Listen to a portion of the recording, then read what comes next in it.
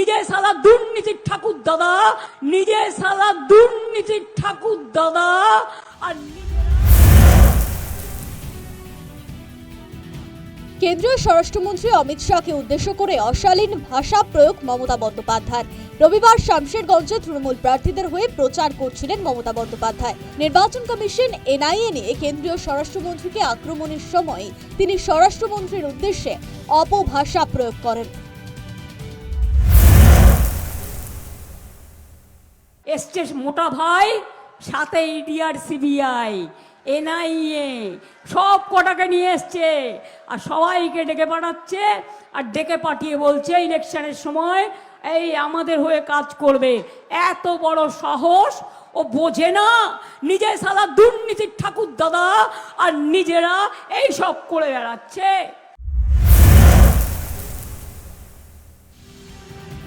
মুখ্যমন্ত্রীর বক্তব্যের এই অংশটুকু সমাজ মাধ্যমে পোস্ট করেন বিরোধী দলনেতা শুভেন্দু অধিকারী।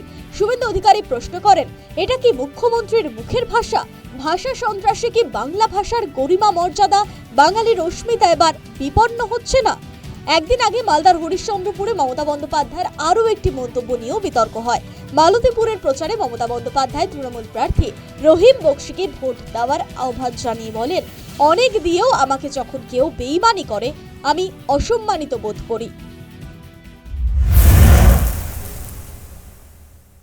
আমি পরিষ্কার আপনাদের বলছি, আব্দুর রহিম বক্সি থাকলে, সমর্দা থাকলে, হরিশ্চন্দ্রপুরে আমার প্রার্থী থাকলে, আমি বিশেষ করে মালতীপুরে বলে যাব, আব্দুর রহিম বক্সিকে ভোট দিলে আরো অনেক কিছু আপনারা পাবেন। আর যদি অন্য কাউকে ভোট দেন তাহলে মনে রাখবেন আমি কিন্তু কোনো সম্পর্ক আপনাদের সাথে আর রাখবো না। আমি খুব সেন্টিমেন্টাল। আমি অনেক দিয়ে যখন আমাকে কেউ বেইমানি করে তখন কিন্তু আমার মনে দুঃখ লাগে। আপনাদের উন্নয়ন আমি বন্ধ করব না, কিন্তু আমার দুঃখ লাগবে, তাই আমি অসম্মানিত বোধ করব।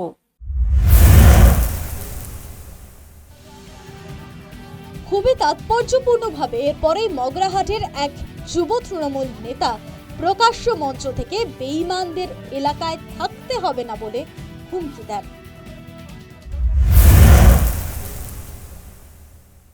আমরা 100% সহমত পোষণ করছি। 700টা ভোট এই বুথে 700টা জোড়া ফুলে দিতে হবে। যদি অন্য জায়গায় ভোট পড়ে তাহলে কিন্তু লক্ষ্মী ভান্ডার ভোটের পরে বন্ধ হয়ে যাবে। তাই কিন্তু পাবলিক থাকবে না, এটা আপনাকে বলে গেলাম। কারণ তৃণমূলের খাবে, তৃণমূলের পড়বে, আর তৃণমূলের সাথে বেইমানি করবে। বেইমানদেরকে 21 সালে ক্ষমা করেছি, এই 26-এ আমরা আর ক্ষমা করব না। বিরোধী রাজনৈতিক দল প্রচার শুরু করেন। যা কিছু দেওয়ার কথা বলছেন মমতা বন্দ্যোপাধ্যায় সবই সরকারি অনুদান। দলমত নির্বিশেষে সকলেরই তা পাওয়ার কথা। নেতারা প্রশ্ন করেন, সরকারি অনুদান নেওয়া মানে কি তৃণমূল প্রার্থীকে ভোট দেওয়ার অঙ্গীকার করা? সেটা যদি না হয় তাহলে বেইমানি কি করে হবে? বেইমানির অর্থ তো কারোর থেকে অনুগ্রহ নেওয়ার পরেও তার বিপক্ষে কথা বলা। এক্ষেত্রে তো ব্যক্তি মমতা বন্দ্যোপাধ্যায় অথবা তৃণমূল কংগ্রেস কিছু দেননি। উনি কে? ওনার বাড়ির আলমারি থেকে দিয়েছেন? অনেক দেওয়ার পরে মানে দিয়েছেন কত আর নিয়েছেন কত?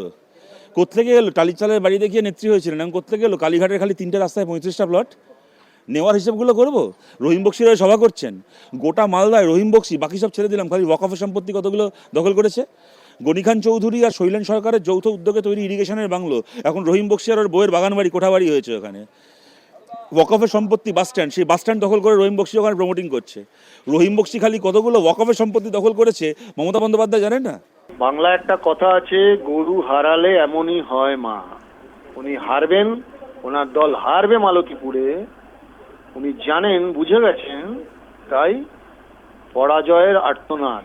যেসব লোক আর্জি করে ওই ধরনের আমাদের সহনাগরিকের মৃত্যু ঘটিয়েছে কর্মরত অবস্থায়, তাহলে সেই সব দুষ্কৃতীদের সঙ্গে বেইমানি হবে না? যে তারা করেছে, তাদের তৃণমূল বাঁচানোর দায়িত্ব নিয়েছে, কিন্তু আপনারা বাঁচাতে দেবেন না। ভোট যদি তৃণমূলের উল্টো দিকে গিয়ে বিজেপিকে দেন তাহলে ওদের সঙ্গে বেইমানি। অর্থাৎ দুষ্কৃতী, অনুপ্রবেশকারী, বদমাইশ লোকেদের সঙ্গে বেইমানি হয়ে যাবে। এটাই মমতা বন্দ্যোপাধ্যায় বোঝাতে চেয়েছেন।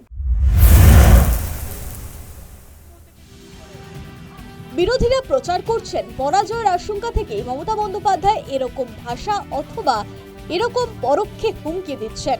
কারণ যাই হোক না কেন, স্বরাষ্ট্রমন্ত্রী সম্পর্কে এই ধরনের ভাষা বাংলার সংস্কৃতির সঙ্গে বেমানান মনে করছে বুদ্ধিজীবী মহল। News time.